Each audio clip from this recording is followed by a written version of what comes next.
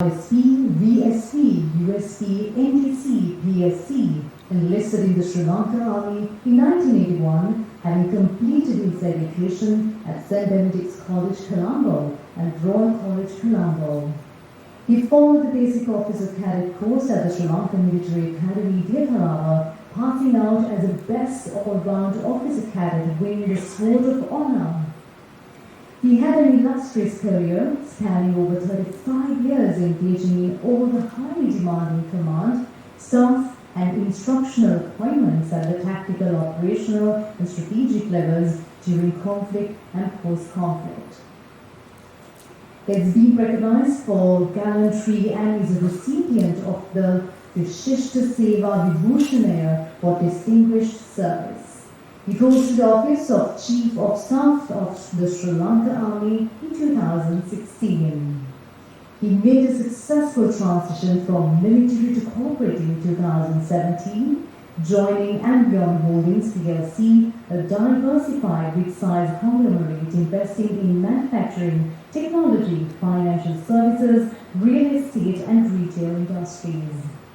He holds a master's degree in Defence and Strategic Studies from the National Defence University, Islamabad, and is a certified senior professional of the International Public Management Association, USA. He has been recognized for the leadership in human resource management regionally and globally. Ladies and gentlemen, put your hands together to our keynote speaker, Major General Channa Gunathilaka.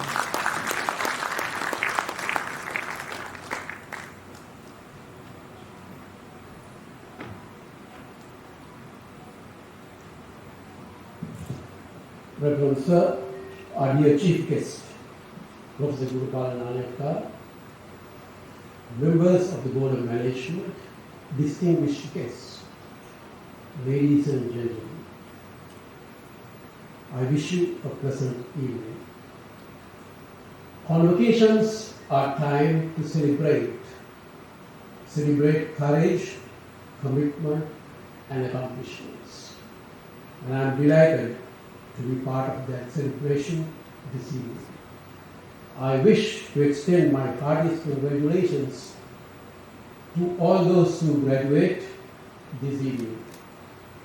I also wish to look beyond to the people who have supported you during your journey, and those will be your parents and your family. They would have supported you. They also would have made so many sacrifices for you to attain the best gift in life, which is only second to love, and that's education. So when you go back this evening, give them all a big hug and say thank you, but don't quote me to your PHIs.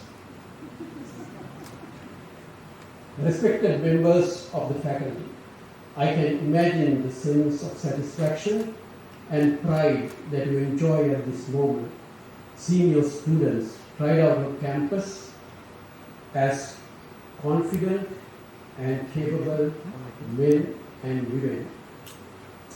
I'm sure that feeling will wipe away forever the memory of your toil in molding them to be what they are today. A couple of weeks back, when I was invited to address you, I was taken aback. I was wondering, why me? My thoughts did not take me anywhere. But then, I knew it's serious business, so I did a little bit of research. And while doing that, I came across this passage from the book, Don't Steal Others' Dreams. And in that, the author outlines, and I quote, "You are entering a new chapter in your life, in an exciting world, full of challenges, opportunities amplified by the web and the connection revolution. Human beings are no longer rewarded most for being compliant thoughts. Instead, our chaotic world is open to work of passionate individuals, intent on carving their own paths. That is the new job of school, not to hand a map to those willing to follow it, but to inculcate leadership and restlessness into a new generation. Unquote. And that is where I could relate to that question, why me? Because the situation painted there by that author is no different to the professional world that I stepped into almost 40 years ago. Of course, when I did that, they did not present me with a scroll, but rather awarded me a sword.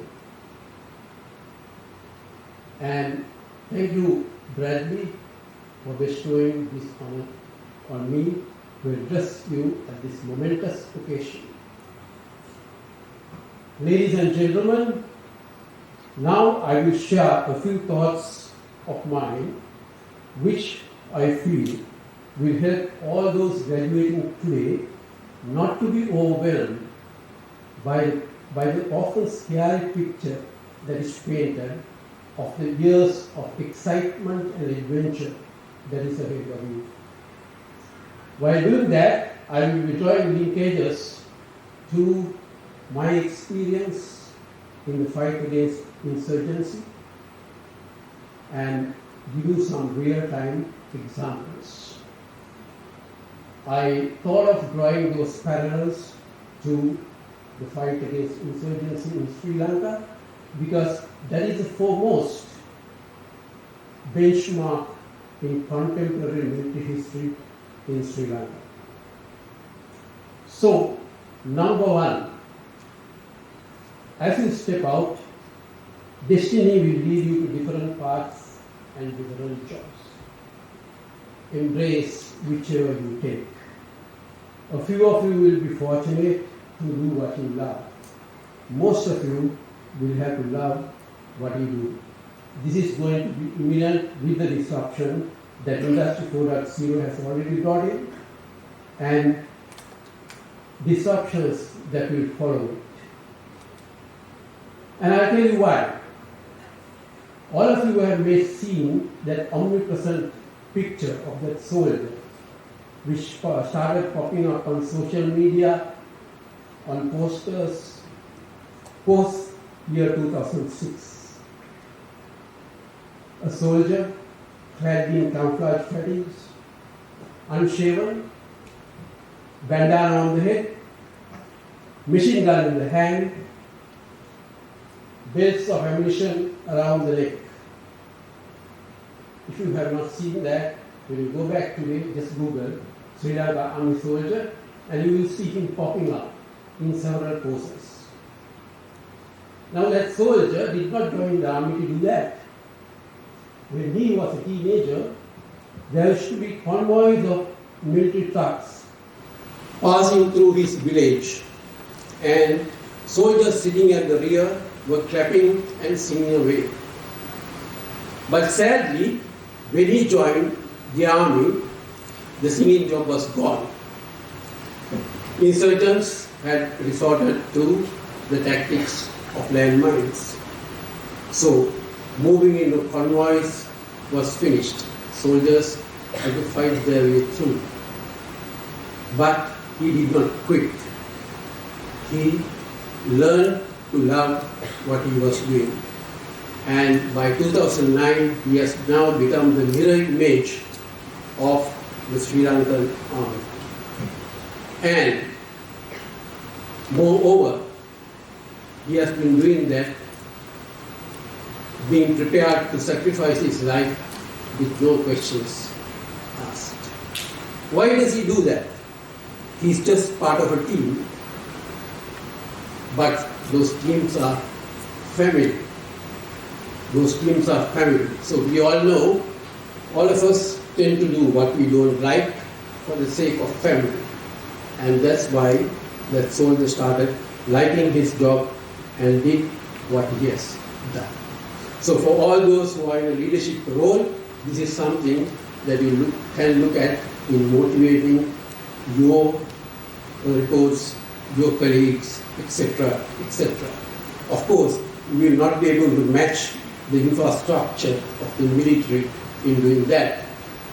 But at the same time, you don't have to go as far as motivating people to risk their life for others. It's much shorter than that. I think it's a challenge worthwhile attempting for all of you who are in leadership roles. Number 2, approach challenges like an amateur. No two challenges will be the same.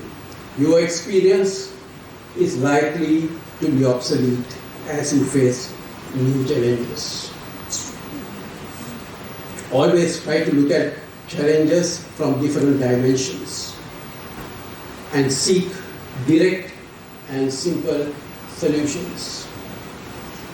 The military in Sri Lanka fought an insurgency for 26 years.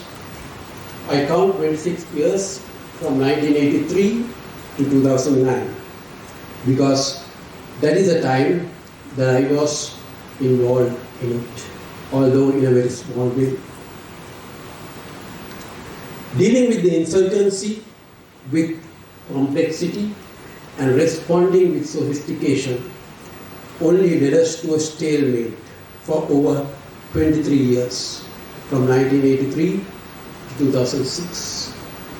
When we changed the approach, when we looked at it in much more direct, simple ways, and addressed it going back to the basics, the results were dramatic. We were able to defeat an insurgency that we were fighting for 23 years in a span of less than 3 years. So, something to think about. Number 3, always look beyond the horizon. Encourage creative thinking and nurture innovation. All of you may have heard of the long-range recce patrols of the Sri Lanka Army. This thought was put forward by a middle grade officer in the year 1992. It was supported by a few superiors in 1995, and ultimately the long-range recce patrols became a game changer in the fight against insurgency. Today, it is rated among one of the world's best special forces. Now, that time lag between 92 and 95 was a risk.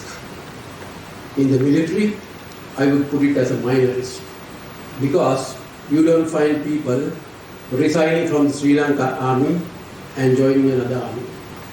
But as leaders, you've got to take notice of people, such people who come out with creative thought. They are not going to wait with you for 2 years until you nurture innovation. Especially those who are in the fields of technology, those who are in the fields of manufacturing, etc. So watch out for those people. Those are the high flyers. They are the people whom you should retain. Number 4, never quit. Success does not come at the speed you expect. It comes very often at a time that will surprise you. On the 17th of May 2009, even by about this time, we did not know that we were at the threshold of defeating insurgency.